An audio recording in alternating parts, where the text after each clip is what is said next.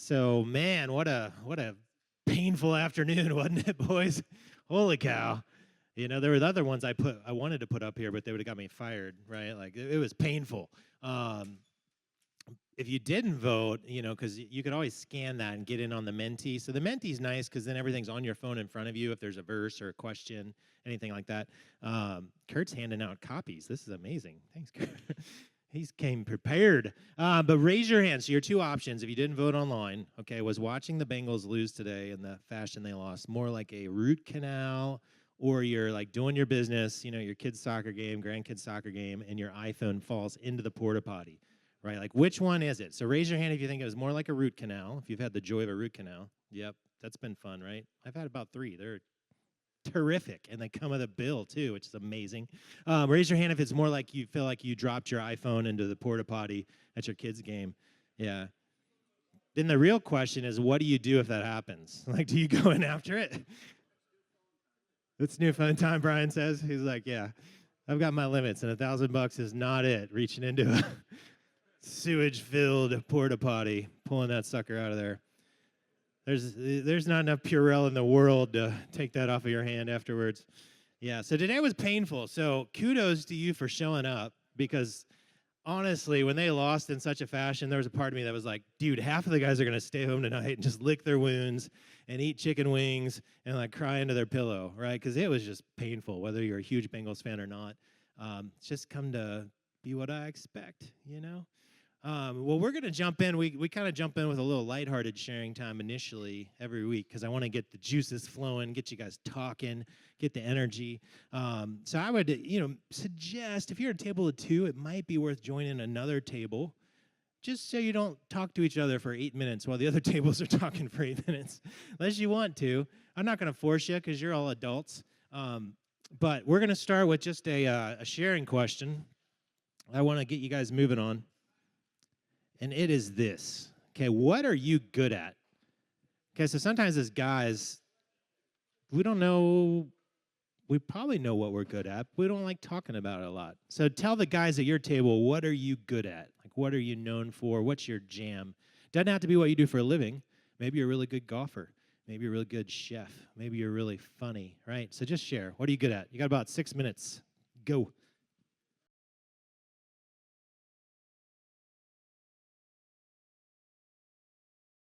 Cool. Let's pull back together. Would love to hear. I'm really loud, I feel like. I'd love to hear like what's something at your table that you were good at. And you can probably out somebody else at your table. I don't think anybody's gonna be embarrassed that you're sharing what they're awesome at. So here at your table, we'll call his team Benjamin, okay, because he's the handsomest man at the table here. What were some of the things that you guys are good at? And I got a microphone if so inclined. Anybody tell me? Cornhole. Okay, nice. Everybody's got their skills. I like it. Something else. What's something else you're good at here, Thomas? Anything stick out? Impressions. You got an impression for us, Thomas? Man, all right. We'll put a pin in that one. Somebody else. What about your table? What was something that somebody here is good at? They were brave enough to admit, Kurt. Foosball? Man, you guys are digging deep on these, aren't you? Sleeping? Yeah. Oh, okay. Thomas, here you go. So Thomas is going to do an impression. Hello, my name is Kermit the Frog. Excuse me, I have a human stuck in my throat.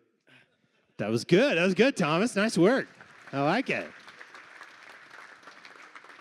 Very cool. Okay, so we got cornhole, Kermit the Frog, foosball, sleeping. What else? What else is something you guys are good at? Come on, brag on yourselves a little bit here. What was something that stuck out here? Tim, let's see if you're good at catching microphones. Just kidding. Let's not do that. Yeah. All right, I'm gonna rut you out, Ed. This is a classic answer. He said, and we said, what are you good at, Ed? Keeping my head down, my eyes closed, and saying, yes, ma'am. Nice. That's a skill, right? How long have you been married? 35 years. So you want to make it 35 years? There's a lot of wisdom in that. What else? What about your table? Patrick, what's something at your table somebody was good at? Will is a good listener. He's a good listener. Nice. That's a trait to be good at, right? Yeah. Okay, a couple more. What are you good at? Do you know? Yeah, John Kirby. Names, numbers, details, darts. We had a lot of good at. Yeah. So your names, right? Faces, names. That's a John Kirby thing. Yeah. Nice. All right, this side of the room. Let's go one more. What is something somebody was good at? All right, Harold, you can talk for your table, so you can rat out Rich if you want to. We'll wait and see. Well, we have a professional trumpet player. Brian. Dang. Okay. We have 2 peacemaker arbitrators, Okay. and we have a woodworking dad that is getting better every day in his woodworking shop. Nice. Do you have all your fingers, Rich? Nice. Okay. So he's doing pretty good. He's got all 10 of his fingers. Very good group. 7 of his good. toes. He's Right. pretty good there. And I think I'm really good at naps. You are good at so much, Harold. Give me something that you're actually good at. We were just talking. I think we took a deeper dive, and I said I really get a lot of fulfillment and inspiration just encouraging people, just telling people just it's going to work out. It's going to be another day. Take another foot forward, and all that type of stuff. So I like doing that. I like being an encourager. Yeah. You like being in the trenches with people, right? I love it. Nice. Well, it's cool. So what do you think you're like? I feel like I'm 48, and I feel like I'm in my 40s is when I started to realize like what I was good at and started to lean into it. Anybody agree with that? Like, did you know at 20 what you were great at yet, what you're good at? Like, isn't it interesting? It's been fun kind of in your 40s, you start leaning into where you're gifted. That's not at all what we're talking about tonight. But part of what we're doing here tonight is I want to help you guys connect with each other, and a lot of that is vulnerability. And a lot of times as men, we don't like talking about real stuff. You know what I mean? And it's fine if your good thing was like napping, like mine. But just always trying to push you guys to connect. And if you haven't been here yet, like this is week 3 of Authentic Manhood, so welcome. I think there's 1 or 2 you maybe that you haven't been here. So glad you're joining us. We'll do a quick little recap so that everyone's on the same page of where we've been heading over the last 2 weeks, okay? Because it's all building and going somewhere. All right? So we've been looking at these 3 words, all right? And I'm going to whiteboard them a little bit because I want to make sure you're thinking them through. So the initial analogy I used was an iceberg, if you remember, right?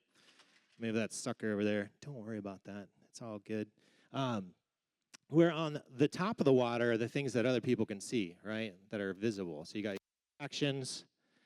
And I would say these are maybe debatable. I think I might have them in the wrong order, to be really honest with you. I would put actions and then feelings and then thoughts, okay?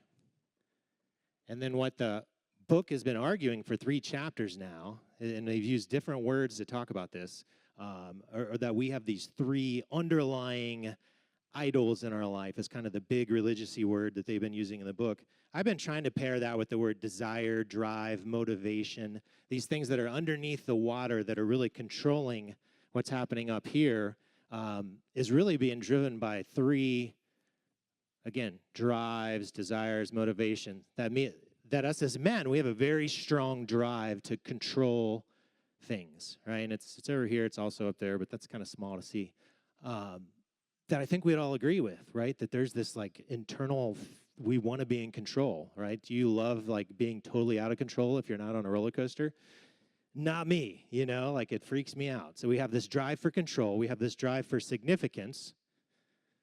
This marker sucks.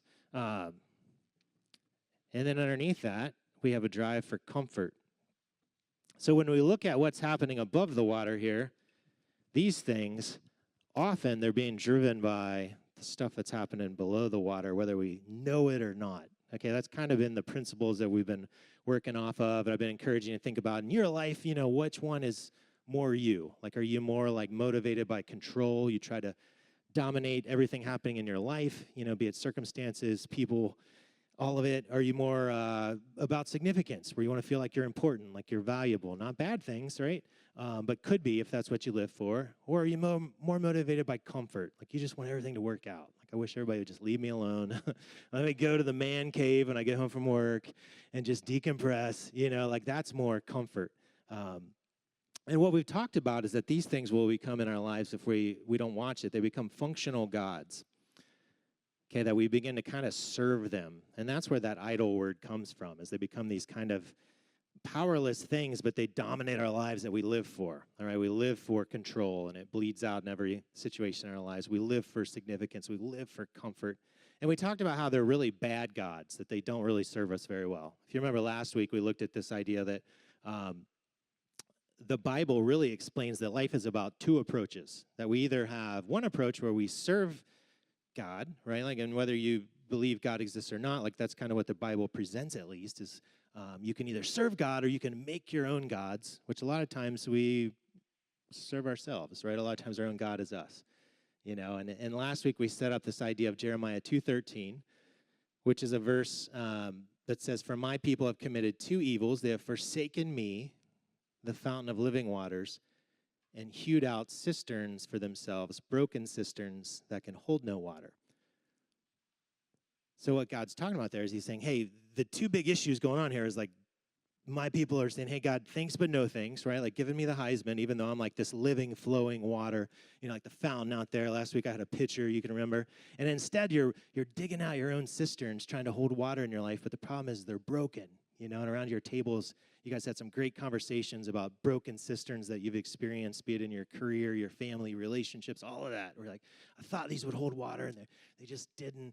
Well, what I want you guys to do now, because we're kind of, every week we're going to go a little deeper, right? Another layer is going to come off the onion.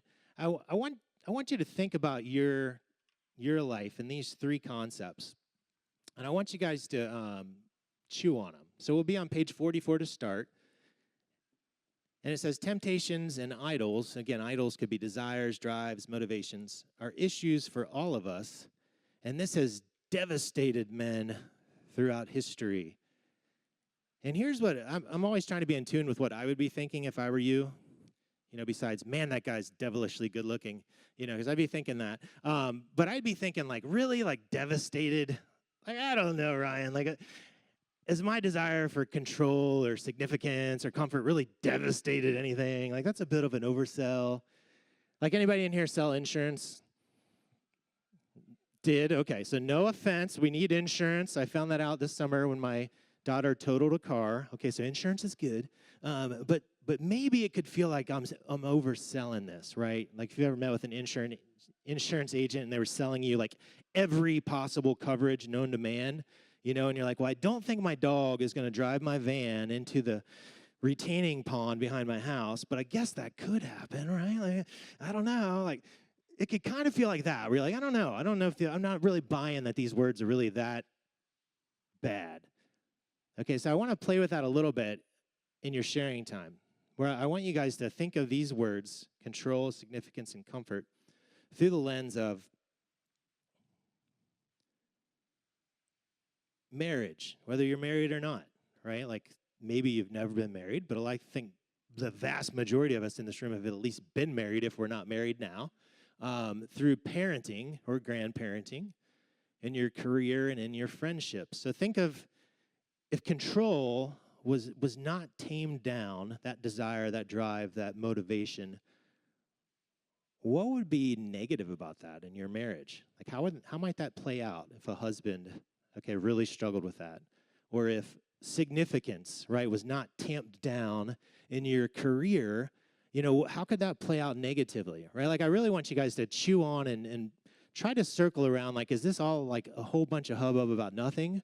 Or is there really maybe some danger in these three topics if we really tease them out and really think about them? And then if you get bored or you get finished with that, then any real world examples that you can think of.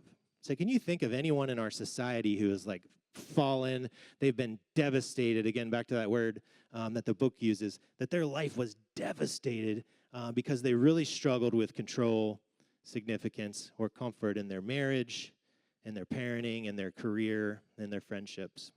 So sort of makes sense. Like I just want you to almost do like you're FBI investigators and you're doing a profile, okay, on somebody who would really struggle with control in these areas or significance or comfort. You don't have to hit all of them in every single area, but whatever you feel like, okay? And this should take about, I don't know, 7 or 8 minutes, Probably more like 10, but I'll be back. Okay, let's jump in. So, obviously, big, broad question. I wanted to give you guys kind of a lot to chew on, a lot of different angles you could go with it, depending on what's brewing at your table. But as you think of, like, let's say your marriage, where would, let's say, like, if comfort was not tampered down, was not tapped down as a God in your life, a functional God in your life, how might that play out in a marriage? Like, what might that look like? Anybody talk about that? Well, here's something that I was thinking of as I was over there, contemplating my own marriage, is that like if the God of control is playing out in my marriage and I'm not like fighting that down, then basically I kind of become a drill sergeant, right? And my wife is like the private, and I'm like, hey, you better listen, you better jump when I snap my fingers, you better, and I'm like orchestrating everything, and my marriage of significance is the God that I'm trying to serve, then I need my wife to be a cheerleader, right? I'm like, hey, honey, am I doing good? Can you jump and do like like, am I doing good here? And then if comfort is my functional God in my marriage, then I need my wife to be my mom, right? And I'm like, hey, honey, could you please take care of all this for me and pat my boo-boos? And you know what I mean? Like, so do you see how, like, if you start teasing these out and you're like, man, if this really does play out in certain areas, it could be pretty detrimental. But would love to know maybe what you talked about at your tables. Like, did you talk more career, more family, or what? More control, more significance, or more comfort? Anybody have any thoughts? I was looking for my microphone. It's in my back pocket.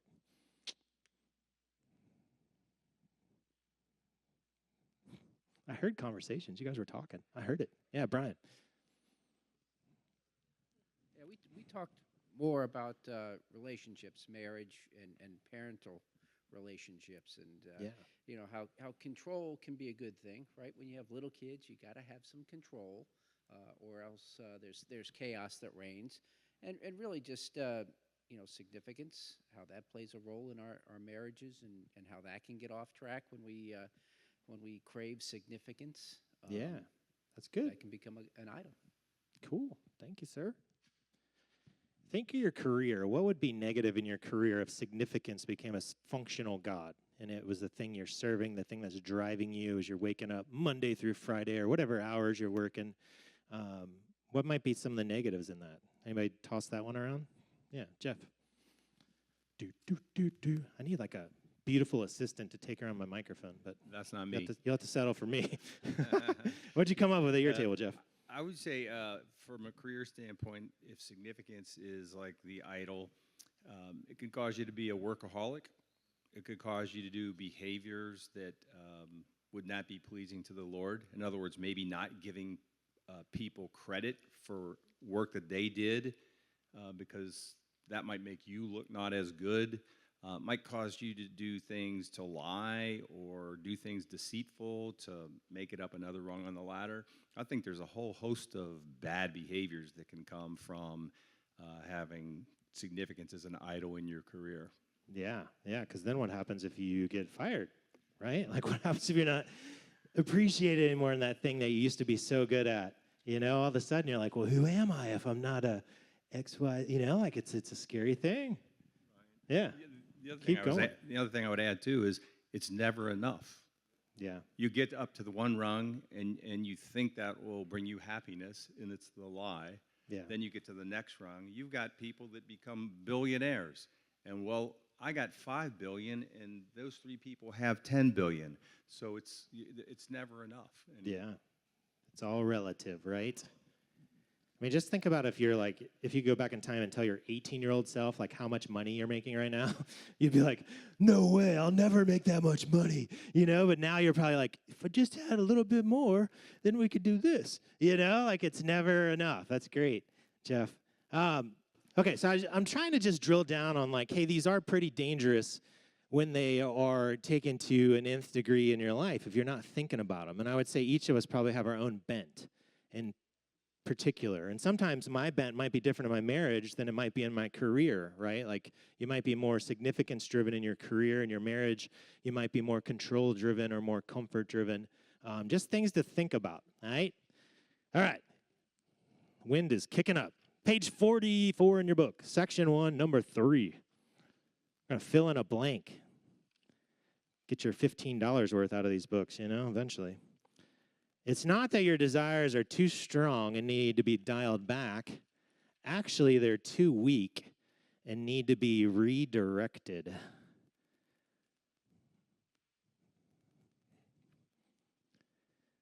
So one of the things we've talked about from the beginning is that these are kind of like normal, natural desires that we all have, that I think God puts inside of us. But what happens is we have what I call misplaced desires, okay? Where we have a desire and then we begin to like direct it in ways that aren't healthy, all right? Any of you guys know anything about pelicans? Like anybody like the pelicans, the bird? Anybody been around the ocean and seen those things?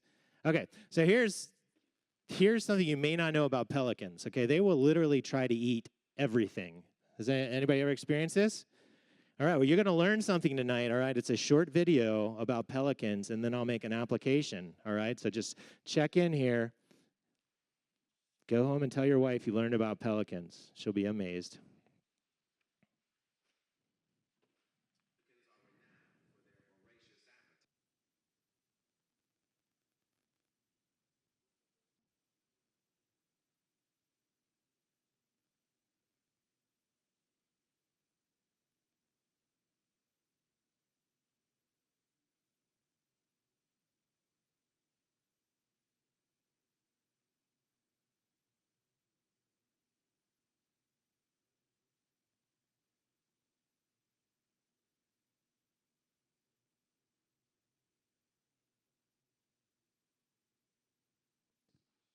That was a kangaroo. That's a shark. It's a dog. It's a giraffe. It's a gigantic fish. All right. Don't follow or like, because I don't know who that is. But here's my point, is in the same way like a pelican has this desire, this hunger to eat, to fill its belly. It feels the desire, the drive, the motivation burning in its soul, and it starts to try to eat crazy things. I think that's kind of what we're trying to explain here, is that we have these desires. They're normal. They're good. God wants us to be in control of lots of things, right? But when we start to misplace them and put them onto the wrong things, it's sort of like the pelican trying to eat the kangaroo, And actually what happens with pelicans pretty often is they will literally try to eat like a duck, and said duck gets stuck in their throat and it kills them because the duck is in there, trying to live, and the pelican dies because it tears out its throat. And brutal, but I think that's probably a pretty good analogy for the times in life where we get our desires misplaced, right? And your desire for significance, causes you at the age of 50 to chase that 20-year-old, that you shouldn't be chasing. And you're like, good desire for significance, but I'm chasing the wrong thing. I'm trying to swallow a kangaroo. Might not be so good for me in the long run, right? That's what we're looking at and what we're talking about. A very much smarter guy than myself named C.S. Lewis has a great quote on this that I would love somebody to read. It's on page 44, if it's harder to read it on the screen here. But anybody willing to read this for us? Ryan Hill. Thanks, Ryan. Yeah, no problem. All right.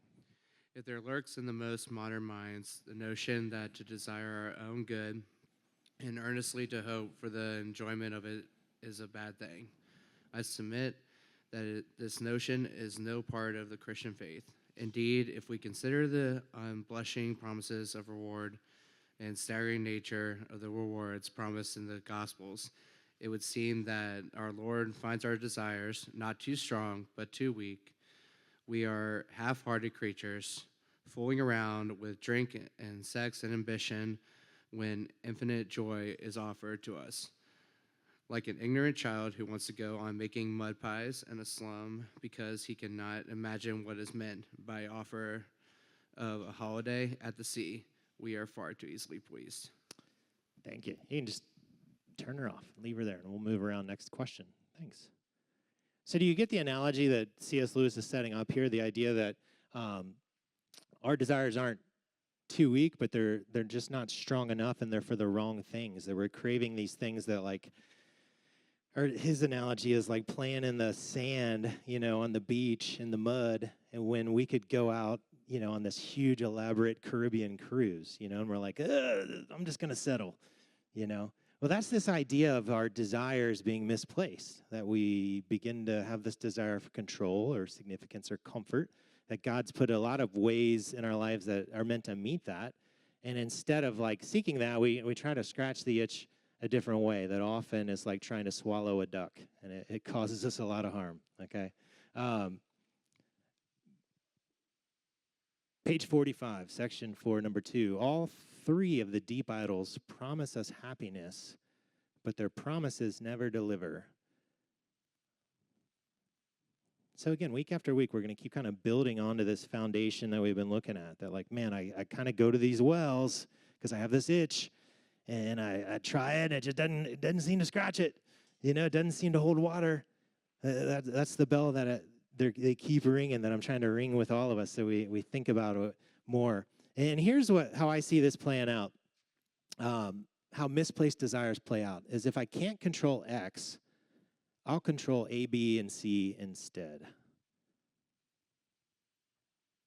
Right? Think about your life. Isn't that true? That you're like, man, like I thought it'd be fun. Like, what are the things, let's whiteboard these. What are the things that we can't control? So if I can't control X, this thing I want to control, I want to control A, B, and C instead. Like, what are the things, if we're being honest, that we have no control over? Doug, you look like you're going to say something.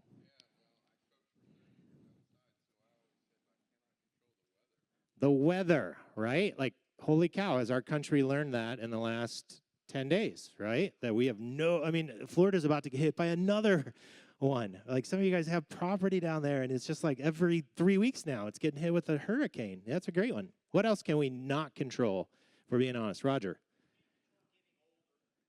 Time, right? Like time, age. You look fabulous, by the way, Roger, for 40, and you're looking great. Yeah, so we can't control age. We try to, right? Guys are a little less, vain than girls, maybe, but we try to control it, but we can't. We're just getting older. That's why I just buzzed it, man. I'm like, I'm not paying some barber $15 to make my bad hair look a tiny bit less worse. I'm just going to do it for free and then look like a C, C minus maybe on my good days. But what else can't we control, if we're being honest? Bam, Brian, other people, right? This could be the most frustrating, right? Who goes into that category of other people? So I've heard 2. I heard wife,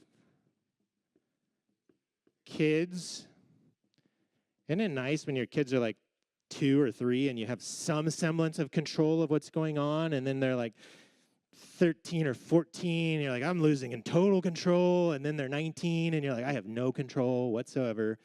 Your prayer life goes way up, if you're a praying man, right? Because I can't control them. You ever try to control your wife? Doesn't that normally go smashingly, right? Not so much. Yeah. Anything else that goes under the can't control list? Yeah, Jeff. Yeah, right. Like politics. Sure. Yeah, and by the other, it could be either. We don't know Jeff's politics back there, so. That's good. Yeah, Rick.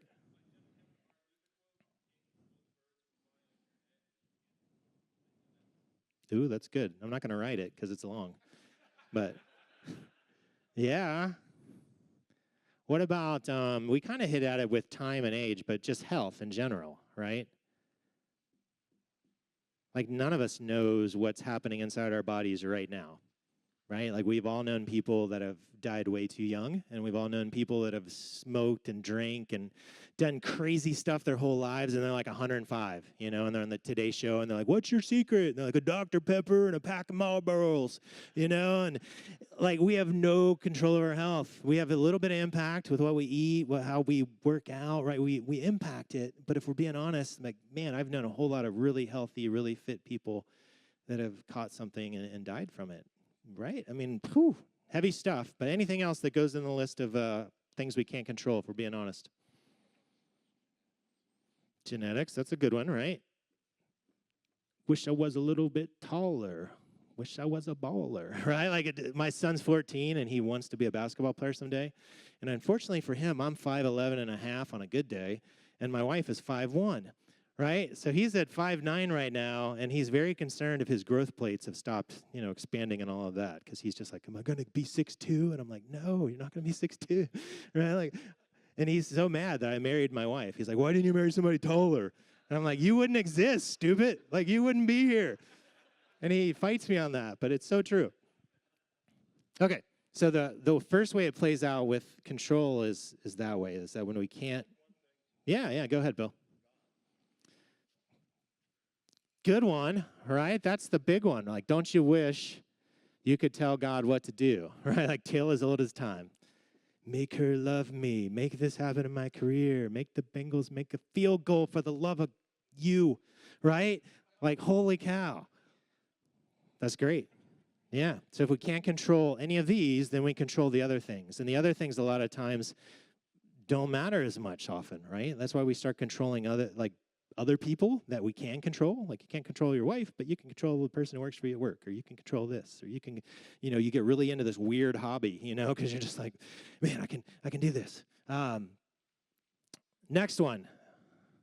If I don't feel significant here, then I'll feel significant there. Where would that play out? So this is the drive for significance. Tim. Career, right? Which sometimes that's not a bad thing, right? Like, we move up the ladder, all those kind of things. But yeah, that would be where you feel it most often. What else, Jeff?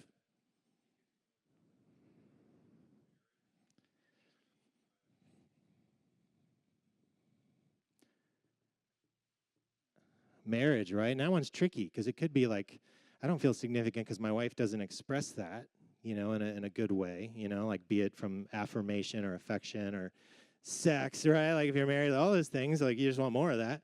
Or it could be like you don't feel significant because your wife doesn't look like what you thought your wife would look like when you were 18, and you're thinking ahead in your life and like, she's going to be like a swimsuit model and she's going to be 6'3", blonde hair, blue eyes, millionaire. Bam, that's my wife, right? And for most of us, that's not our wives, right? That if you're looking to get significance from what she looks like, maybe as you age, and some of it's looking in the mirror and be like, oh yeah, I don't look like I did either when we got married 22 years ago. You might be barking up the wrong tree. Anything else where significance might play in? Hobbies.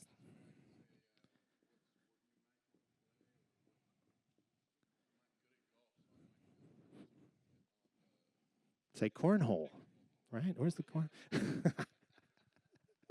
Just kidding, Josh.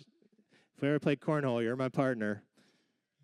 Yeah, so hobbies, right? You get into something that's like really, really specific. Like, you're like a fantasy baseball relief pitcher, player. You're like really deep into fantasy, whatever it is. It's almost like whatever we're going to get the pats on the back for, we're going to kind of be driven to that.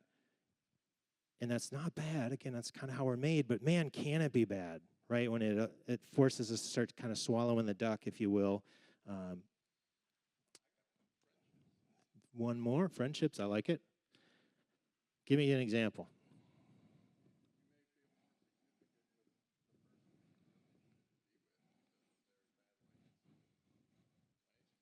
It's good. It's good.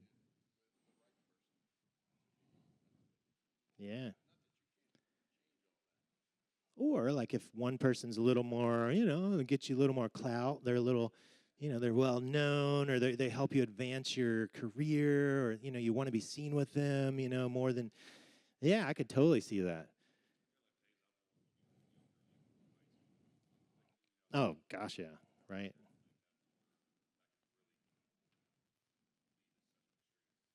Totally. I was a total tool in high school, man. Yeah. Will.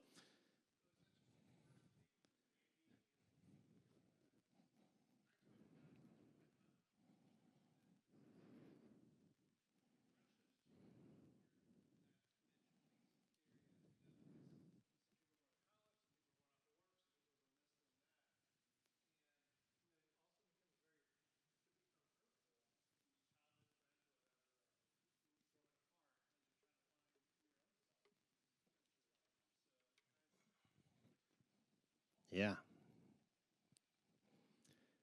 hopefully you're seeing how this plays out in our lives, if we're being honest, is what I'm kind of aiming at here. Last one. If my life can't be comfortable, I'll settle for numb. Right? Like, isn't that a desire where it's like, gosh, I just wish stuff would go better. Like, I want every day to go exactly how I want every day to go. I want to wake up and have my wife react this way, and I want to get to work and have it go this way. And, again, even like superficial stuff, like who really cares if the Bengals win or not? But man, isn't it going to make it a little harder to have like a great Monday where you're like, oh gosh, if you would have just made that field goal, my Monday would be so much better. And then you're dealing with people at work that have the same stuff going on because they're grumpy about. Whew. So the misplaced desire there is for comfort, and instead of finding it where it's meant to be found, we find it in these numbing places, right, that we've mentioned before, in food and drink and drugs and sex and porn and just vegging out, like watching. Research sometime the amount of media that there is out there right now. Like, it is at the peak of all human existence. Like, if you ever want to be an actor or an actress, like, this is your time to be alive, man, because there are so many shows. It was astronomical last time I researched it. Like, in the 60s, there were like 200 script-written shows going on any given year, let's say, and now it's like 257,000 or something. I mean, it's just ridiculous amount of content. It makes really nice if you want to numb yourself, though, right? Yeah, good times. Okay, so here's the deal. I want to make sure we get out here at 8:15, so we're going to move on from that one. Page 44, section 2, number 2. You can't just remove an idol or behavior from your life. You have to replace it with something else, something more satisfying and fulfilling.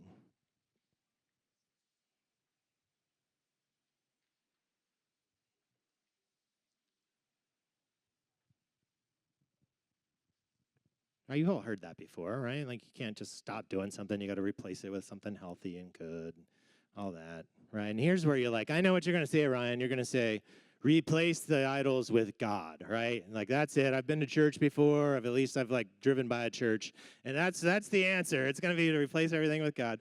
And I would say you're right, but it's not nearly as that vague, okay? Because here's what God's in the business of doing. God's in the business of trading. Have you ever thought of that? Anybody know the worst sports trade in all of history? Can anybody think about it? Doesn't involve the Bengals. Goes way back. Well, any sport. I think it's the worst one in all of human history. This trade has happened in 1920. What are the details on the Babe Ruth trade? Does anybody remember? So he played for Boston. Okay, he played for Boston originally. Traded to the Yankees, yeah, Brian. So the owner of the Boston Red Sox wanted to fund a musical. You heard me correctly. He wanted to fund a musical in Boston, so he traded Babe Ruth to the New York Yankees for $100,000 plus a $300,000 loan in 1920. After being traded, Babe Ruth hit 665 of his 714 career home runs with the Yankees, including 54 in his first season. They went on to win 7 World Series. He was MVP multiple times. Bad trade, right? Well, here's the good news, is that like God's in the business of making these amazing trades with us. And you see it over and over and over again in the Bible, and probably thousands of different places, I would say. And as you think of comfort, control, significance, not in that order, control, significance, and comfort, God wants to make these trades with us, okay? And I want you to see these, think about them, and then we'll close out. The first one is this, is God says, hey, I'll trade you peace for control. I'll trade you peace for control. Like, if you'll give up control, which, let's be honest, like, isn't control just kind of a figment of our imaginations, if we're being really honest about it, right? Like, control is pretty loosely held. And he says that in a bazillion different places. One of such is Philippians 4:6-7. He says, do not be anxious about anything, but in everything by prayer and supplication with thanksgiving, let your requests be made known to God. So isn't it when we're trying to control stuff, we're anxious, right? Like it gives us anxiety. We're trying to make it fit into the box we want it to fit into. So it's like, we're just manipulating it like it's a Rubik's Cube. He's saying, hey, instead of that, like, talk to me about it. And here's the deal. I'm going to take that from you. I'm going to take that chaos. I'm going to take that longing for control that's really fake anyway, because we can't really control much. And I'm going to give you the peace of God, the peace of me, which passes all understanding. And that will guard your hearts and your minds in Christ Jesus. So I remember in 2005, Becky and I, we had been married a couple years. We were pregnant with our first child. We were living in Athens, Ohio. I was on Young Life staff, okay, making $19,200 a year. Okay, so I was rolling in it. It was good times, felt like Scrooge McDuck. Had a baby on the way, and it was like, hey, I can't make $19,200 a year and feed anybody, right? So we were like, we're going to move back to Cincinnati. And my family was here, so my brothers were here, and they had children, and my parents were here. And, man, we had this golden plan, and it was like all the dominoes were lining up, and I was so excited to, like, get back to Cincinnati. Okay, so in the fall of '04, we, made that decision. We're like, hey, in May, we're moving back to Cincinnati. This is our last year doing Young Life. All the ducks are lining up. I'm controlling everything like a maestro behind the scenes, okay? We're so excited to get home. And then in January of 2005, my eldest brother dies in his sleep. Like, literally, I remember I'm making tacos. I'm standing in my kitchen in the Plains, Ohio, home of Joe Burrow, and my dad calls and says, hey, I don't know how to tell you this, but George is gone. And I'm like, what do you mean gone? He was 36. What do you mean gone? Like, that doesn't compute. And all of the things that I was trying to control went out the window, right? Like, in an instant. Like, that whole plan that I was hoping for of, like, moving home and raising my kid that was Becky was pregnant with, Lily, around my brother and his kids. And it's going to be amazing. And it was just like, the air went out of everything. And what I'll tell you is when you hit those moments, and many of you guys have hit those moments yourself, there's only so many things that get you through it, right? And for me, the only thing that got me through it was my relationship with God. And I went to him in the middle of that, and I was pissed, obviously.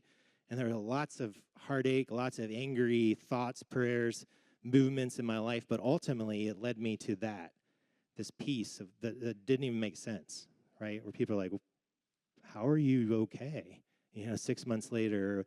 And, man, that is it. That God is willing, if we'll give up the control that we think we have, he's willing to trade us peace in its place. Second thing, I'll trade you sonship for significance. Here's one of the beauties of Christianity is that God says, hey, you are my friend, but more than that, you're my son. Like, that God adopts us. In Ephesians, it says, having predestined us to adoption as sons by Jesus Christ to himself, according to the good pleasure of his will, that we've been adopted, that we're sons of the God of the universe. And some of you I know have adopted your own children in this circle here, and think of how much you love them. And then I love that it says, at his good pleasure, the pleasure of his will, that it wasn't by force. It wasn't, us dirty sinners, he's going to let us live in his house. No, it's like, man, I love you. I want you in my family. And that, in my life, that's taken on a whole another role of significance. Like, do I want to chase the things of this world that make me feel significant? Or do I want to chase the things of being a son of God? And with the significance, or with the sonship comes the significance, right? Like, what's more significant than being the son of the God of the universe? Like, being a part of his family, being an heir to that kingdom. And it comes with purpose, right? Like, I'm a part of God's kingdom here on earth, so I get to do cool stuff, like talk to awesome guys out in tents at night. And, man, it's awesome, right? It might not feel very significant to the guys I went to high school with. Like, I got my 30-year reunion coming up soon, so that'll be exciting. And some of them are doing way more significant stuff than me in certain lenses, through certain filters. But I would argue I'm doing some pretty darn significant stuff in what I get to do. And then the last trade is God says, I'll trade you rest for comfort. That, again, these three drives we have for control, for significance, for comfort. Have you ever tried to get comfort and not been able to find it? Like, you go on that trip, and you're like, man, if we could just go on this trip, and I'm going to sit on that beach chair for so long, or I'm going to play this golf course, or I'm going to, and it's always the I'm going to, and then you get in the middle of it, and you're like, I'm not resting at all. Like, this is not comfortable at all. You know, like, have you ever been so, like, comfortless that, like, you can't sleep enough to, like, take away the tiredness and like, God offers us this rest that's better than comfort. And it comes through him. He says, come to me, all you who are weary and burdened, and I will give you rest. That when we're seeking comfort and we misplace our desire and we try to find it and numbing ourselves, right? And we know it doesn't work, right? That works for 3 minutes or however long, whatever you're participating in takes, right? Like, it doesn't work very long, and then it comes with shame and regret, and I just ate half a pizza, right? Like, whatever it comes with, it's never good. Well, God's saying, hey, I'll give you actual rest if you'll come to me. And I think we all want that.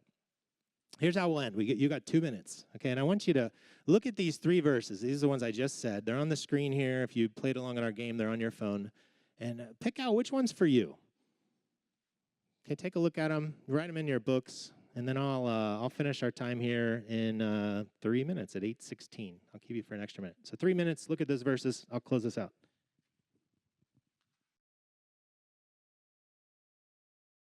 I'm going to close us just in prayer, and I just encourage you. Maybe you've never talked to God at all. Maybe you're like, you know what? I don't even know if he's real. Well, just fly a kite up, man. Just talk to him. And this week, have that conversation. Like, and maybe one of these is the trade that you need to make with him, that he's willing to make with you. Like, hey, God, I want to trade you the figment of control I have for real peace. Like I'll take you up on that deal. Or maybe it's trading sonship for significance, of like, hey, I'm going to stop chasing the things I think will bring me significance and just be your son, just be a child of God and live in the heirship of that, right? Like, there's so much value to that alone, knowing you're loved and known by the God of the universe. Or maybe it's you're going to trade rest for comfort, fake comfort. God, thanks for these guys. Thanks for tonight. Man, I just help us to wrestle through just these thoughts. Like, if we do have these drives inside of us, help us to be thoughtful about them, how they play out in our lives, how they bubble up above the water. Help us to not be like the pelican trying to eat everything around us. Help us to control the desires and not have them be misplaced. I thank you that you offer just great solutions for those motivations in our life. In your name, amen. All right, so men, next week we are off because I'm going to be in Mexico with my son on a mission trip, which is going to be awesome. So I'm excited about that. And then the Bengals are playing next week, which now matters very little, let's be honest. But so we decided to just take the Sunday off. So we'll be back on October 20th, all right, for the 4th meeting of 5, all right? So on the 20th and the 27th, and then we're done. So I hope you guys have a great week. Thanks for coming.